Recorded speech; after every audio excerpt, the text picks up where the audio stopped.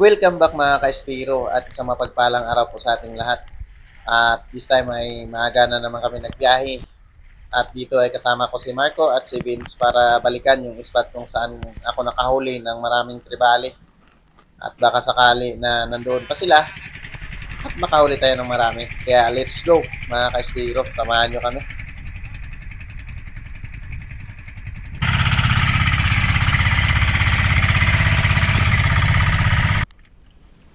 At yun mga ka-Espiro dito. Kasama si Kulot. Trap yan ng guno. Yung ulo niya. Right. King mga ka-Espiro. At pagkatapos nga mag-prepare mga ka-Espiro, ito, drop kagad tayo para mag-hunt ng isda.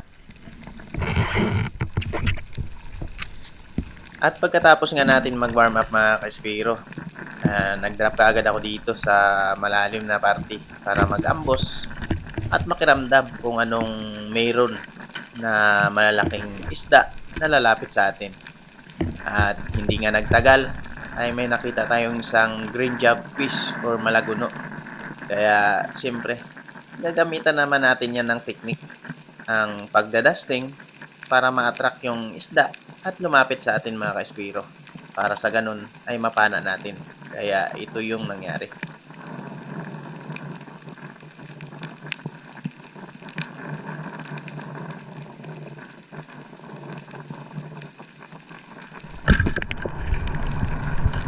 At yun mga ka-Espiro, kahit medyo long distance ay natamaan natin at kita ko maganda yung pagkatama. Kaya natuwa ako dito dahil nga may huli na tayo mga ka-Espiro. Malaking bagay po yan dahil malaki din yung malaguno, halos 2 kilo. At bawi ka agad yung ating nagastos na diesel.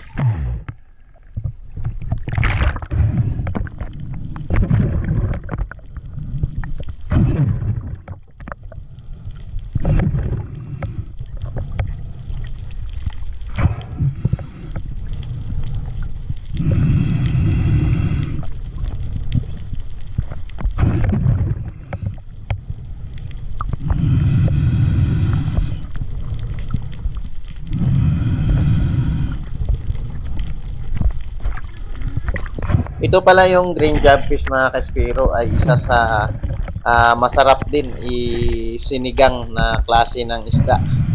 Sigang, prito, lalo na sa kinilaw. Napakasarap din po niya ng kinilaw dahil white meat din po yan siya.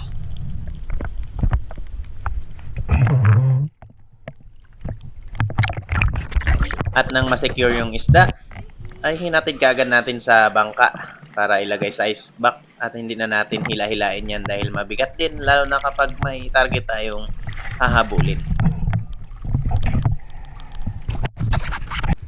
Another ambush dito mga ka-Espiro, same spot lang kung saan natin nakita yung malaguno at nagbabaka sakali tayo na may mga kasama pa ito pero this time mga ka-Espiro, ayan, may nakita tayong isang mahaba na isda kaya approaching na habulin natin para mapana. Isang tangigi po yan.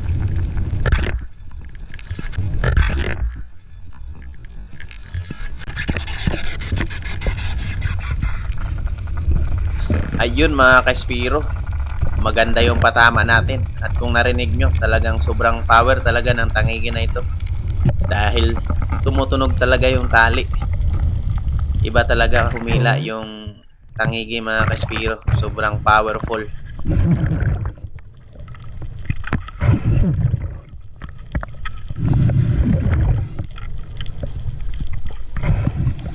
Hindi ko na ito binigyan ng pagkakataon na makapagpwersa pa mga ka-Espiro dahil nakita ko naman na maganda yung tama kaya hinawakan ko na lang yung tali para hindi na siya lumayo pa. At ayan, kung napansin nyo ay wala na, hindi na gumagalaw dahil nga maganda yung pagkatama natin. Kaya dahan-dahan ko na hinila para ma-secure natin yung tangigi mga ka-Espiro.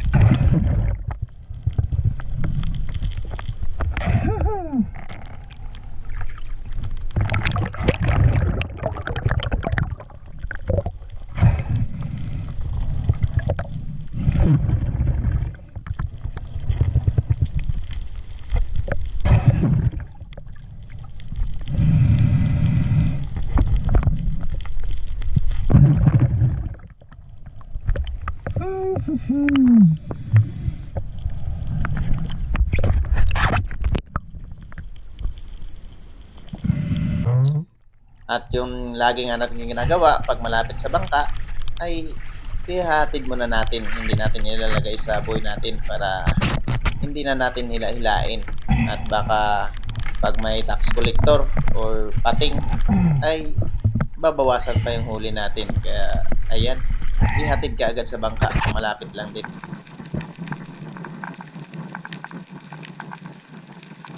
Pagkatapos nga mahatid yung tangigi at malagay sa ice box doon sa bangka, ay bumalik agad tayo dito para mag-ambush muli. Baka sakaling may magdaan ulit na malalaking isda.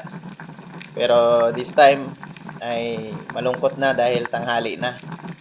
Kaya ang ginawa ko dito ay tumira na ng dalagang bukid. Pangdagdag din ito sa ating huli mga ka-Espiro. Dahil yung dalagang bukid ay masarap din ito pang paksiw at prito. Kaya binawasan ko na sila.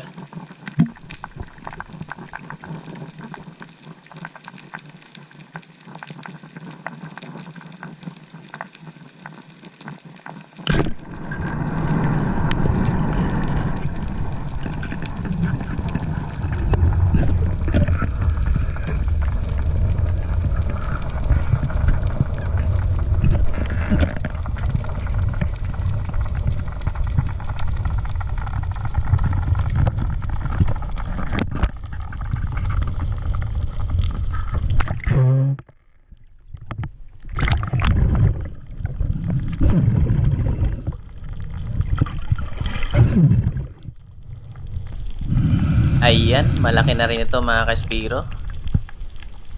Halos kalahating kilo na siya. Kaya ayos.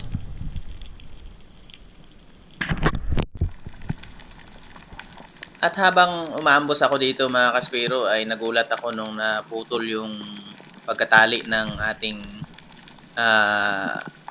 rubber. Kaya ayan, sinubukan kong tirahin itong shaker snapper na isang rubber lang yung gamit natin. Pero ayun, tumagos pa hanggang line mga ka-Espiro. Talagang powerful din itong rubber na Salvimar from Corsi Master. So maraming salamat sa iyo Sir Corsi sa napakalakas na rubber. First time ko gumamit nito ng Salvimar pero powerful talaga. Kahit na 14.5 mm lang siya, small ID. Powerful talaga kaya let's go kay Corsi Master. At pagkatapos nga ma-secure ditong isda mga ka-Espiro, umakyat kami sa bangka para magpahinga at kumain na rin dahil pagod na kami dahil nga medyo may agos.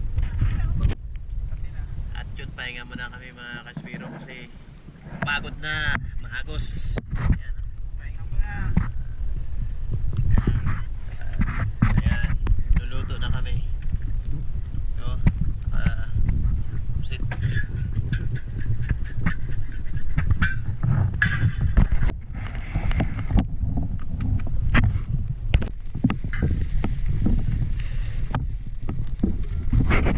Okay, let's eat. Right. Kain. Grabe. Ano? First time makasama sa laot. Magaling pa agad.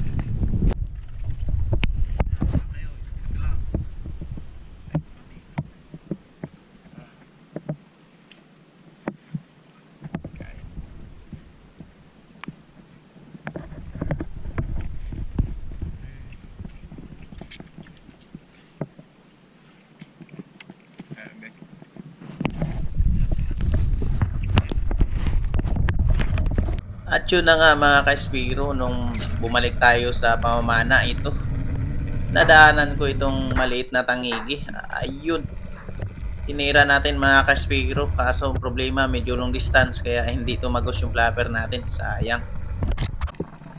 At dito nga mga ka-Espiro ay nag-decide na ako na mag last drop na lang dito at yayain na yung dalawa umuwi. At dito nga ay makatira sana tayo dito ng yellow snapper kaso nga nawarak naman kaya hindi natin nakuha. At shoutout nga pala kay Bro Anthony ng Joy Adventure. Maraming salamat sa iyo bro sa suporta mo lalo na dito sa aking pagsisimula sa YouTube. Maraming salamat. At maraming salamat din kay Derp Master na gumagawa ng pana at nagbigay ng camera na ginagamit natin. Lalo na kay Bro Dax na nagbigay ng with shot natin. Kay Marco Bacaser, Edmond, at kay Gerald Villanueva, kay Melfred, at kay Remark. Maraming salamat sa inyo and God bless po sa ating lahat.